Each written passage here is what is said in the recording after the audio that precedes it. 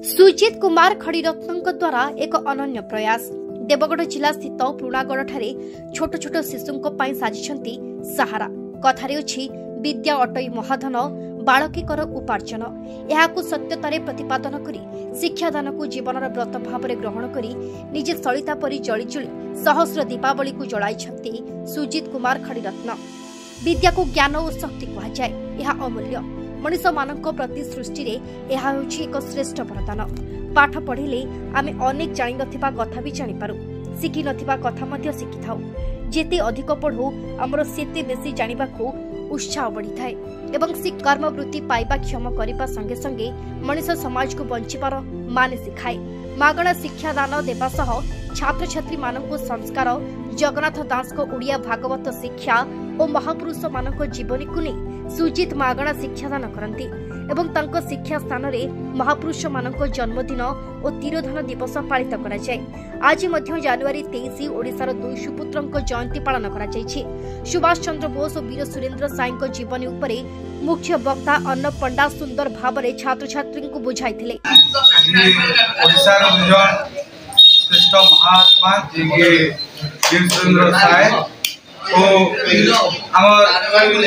सुभाष चंद्र बोस जहाँ द्वारा कि जे कहते मत रक्त दियो मु तुम स्वाधीनता देवी।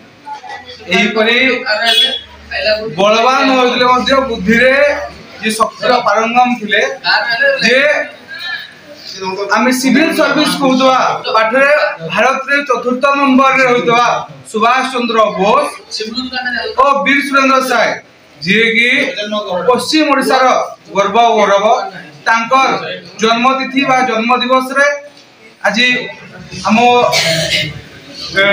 छोटे छोटिया छुआ को पाठ पढ़ुवा जगार आमर से उड़ी आम छोटिया छुआ संगम स्थली से जगार आज आम पालन करूँ। पालन करने द्वारा मन उत्साह आसब और से निजे जो उत्साह देहरे खेल जाइए। खाली पाठ पढ़े तो हुए ना, पाठ सहित करिकुलर एक्टिविटी आवश्यकता थाए। तेणु आम करिकुलर एक्टिविटी को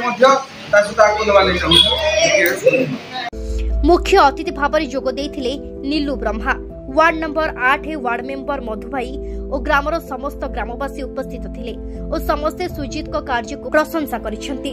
अतिथि द्वारा वक्तृता, संगीत, चित्रांकन और नृत्य रे कृतकार्य होइतिबा छात्र छात्री को पुरस्कार प्रदान करा जायछि। शेषरे सुजित कुमार खड़ीरत्न धन्यवाद अर्पण करथिले। आज दिनटी होछि गोटे पुण्यतिथि।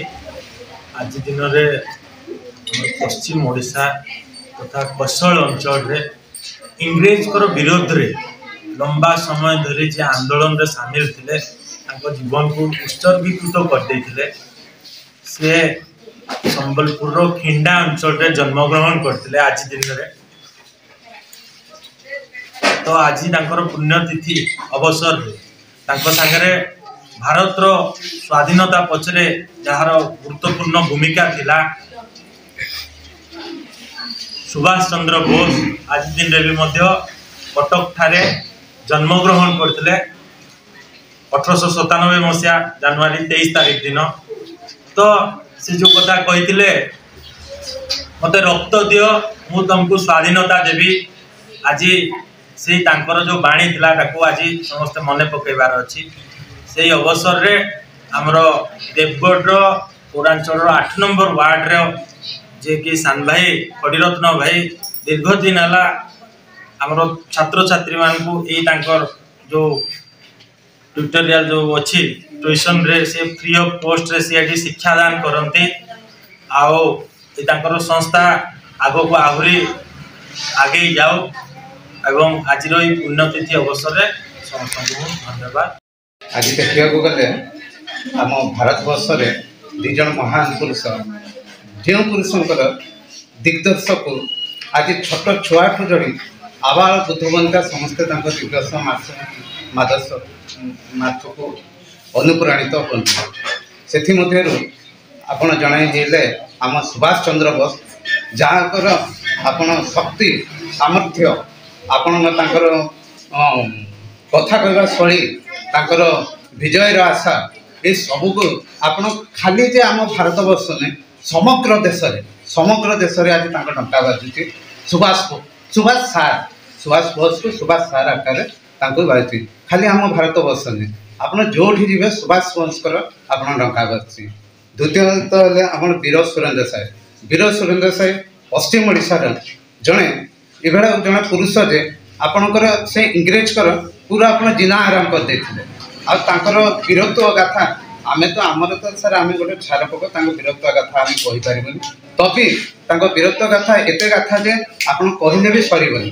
तो आज दुई महान पुरुषंकर जन्मदिन उपलक्षे तो मु कौन समग्र ओडिशावासी समस्ते देश राज्य समस्ते आज आनंदर सहित पालन कर छोट छोट छुआ मान गोटे छोट गोटे बाणी दूसरी आपण सुभाष बोस एवं आपणकर वीर सुरेंद्र साई पथ अनुसरण कर आग को चलते जय। आज शहीद आमर वीर सुरेंद्र साई एवं भारतर श्रेष्ठ पुत्र श्री सुभाष बोस आज जयंती अवसर में पूर्णागढ़ स्थित निःशुल्क शिक्षा केन्द्र रे आमर खड़ीरत्न भाई द्वारा होता छोट छुआ मान को निःशुल्क पाठ्यक्रम संस्था जगह आज दुई महान शहीद को भक्तिपूर्ण श्रद्धांजलि अर्पण कलु दीप प्रज्वलन कलु। आज